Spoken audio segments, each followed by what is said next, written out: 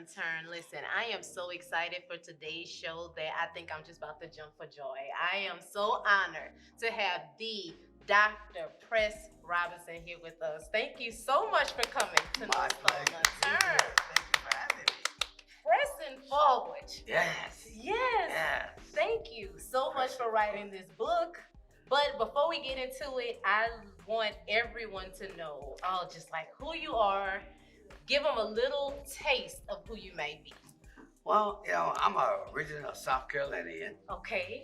I came to Louisiana to stay 1 year. I was going to come and work at Southern. I had a classmate at Howard University from New Orleans. Okay. Who just kept telling me, Press, you gotta go to New Orleans. You gotta go to Louisiana. Okay. I said, well, what's it? He said, look, they got the best food in the world and the prettiest women in the world. Okay. Oh, you know what? I'm 25 years old. That sounded like honey to my ear. So when I got the offer to come to Southern, I said, okay, I'm gonna go try it. 1 year. For 1 year. 1 year. Okay. That was 63 years ago, something like that. Wow. I lasted 9 months before I got married. I got found you a pretty Louisiana woman with you. To a Baton Rouge girl that I had never met before I came to Southern. Well, I could have told you that. I could have told you that. 9 months, I was just saying, you lasted longer than a lot of them. Really? Oh, yeah. Oh, man, I thought I was But you got bit by the bug. I did. I did. But we're glad that you did because of the work that you've done here in Baton Rouge, Louisiana. So you started at Southern. I started at Southern. I spent 42 years at Southern. I was a chemistry teacher. I taught chemistry for 30 years, and then I moved into administration. Okay. Yeah, I became an associate vice chancellor. I became a vice president of the system, and then I retired as chancellor at Southern University of New Orleans.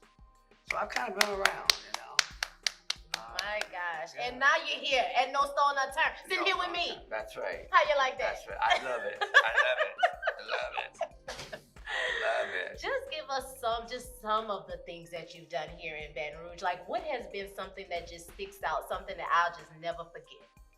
Well, I think the thing that probably speaks best to me other than Southern is my service on the school board. I spent 22 years as a member of the East Baton Rouge Parish School Board. I was the first black to be elected to the school board. Wow. I was the first black vice president of the school board. And I was the first black president of the school board. Come on. I spent 3 terms as president of the board. And in those 20 years, I think the crowning action that I may have gotten accomplished was to get the NAACP, the Justice Department, and the school system to sit down and talk to each other about the deseg plan. I didn't get that accomplished until about 1998. I'm sure it was a feat. It was a feat. I mean, there was so much animosity between the school system and the attorneys and all that it just took me a long time to get it done. Wow. I finally did get it done. And as you know, in 2013, the consent decree was finally signed. Yes. The suit was filed originally in 1956.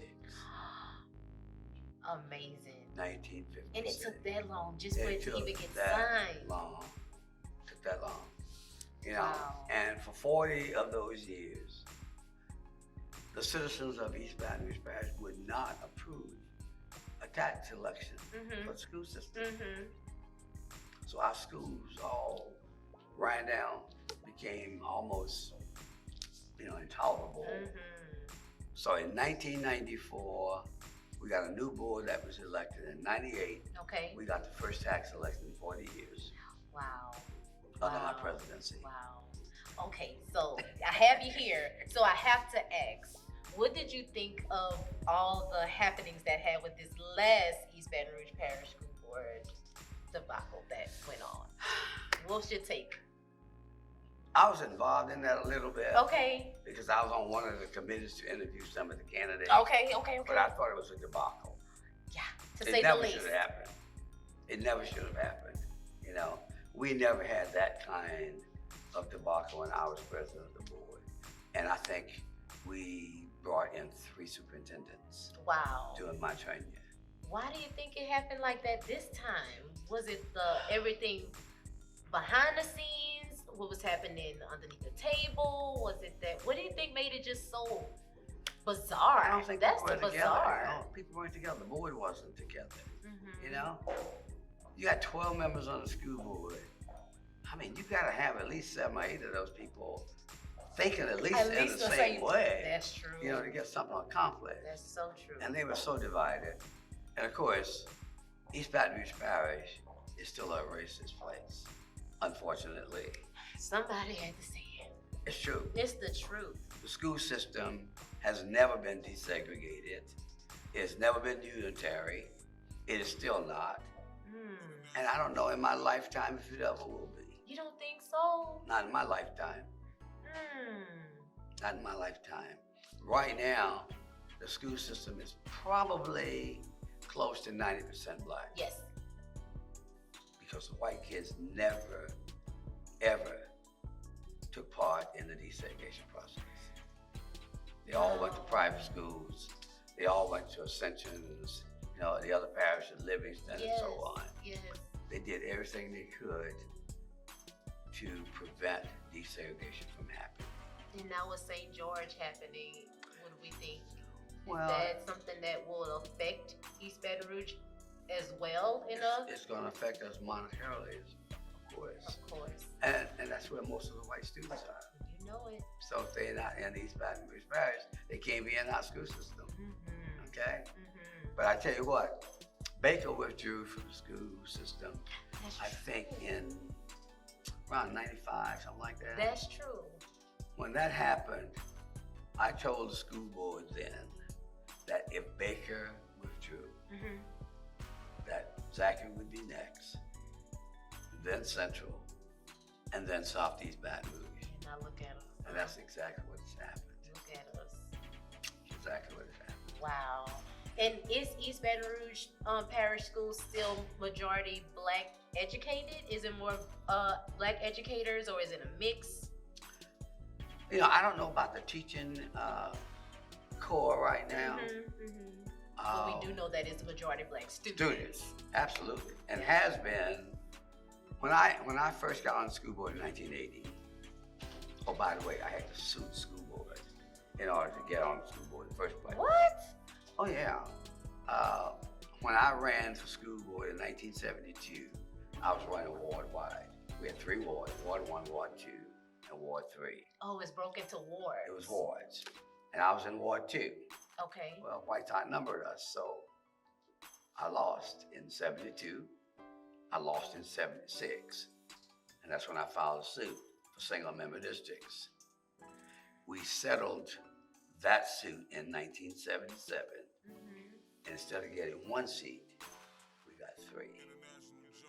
So eventually, Eva Lagarde from South Baton Rouge, Frank Milligan from Eden Park, and myself from Scotlandville were the 3 black board members that got elected that year.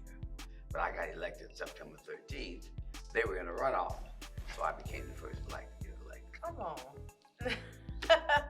Wasn't my doing, it was favor. It's the fate of God. That's it. It was God. That's you it. know, absolutely. Favor. Yeah. Let's talk about pressing forward. Okay. All right. Pressing forward, pressing forward. That's right. That's it. That's what it looks like. And it is beautiful, might I say. My life as a Baton Rouge community pioneer. First, let us know what made you write this book. I never thought that I would write a book. Okay. I didn't intend to write a book. But Judge Freddie Pitcher wrote his A View from the, what is it? I can't think of the name right now. Okay. But wrote his book. Okay. And he asked me to proof it, which I did. Okay. You know, Freddie and I have been friends a long time. As a matter of fact, I was his campaign manager on all 3 of his attempts at running for office. Wow. When he ran for city court, district court, and the appeals court. Impressive. And we won all three each time. Okay. Yeah. But that's a high honor for someone to even ask you to proof their book, though. Yeah, and I looked at it and I read it, and while we were talking about it, he said, Press, you have a story to tell, and you should write it down.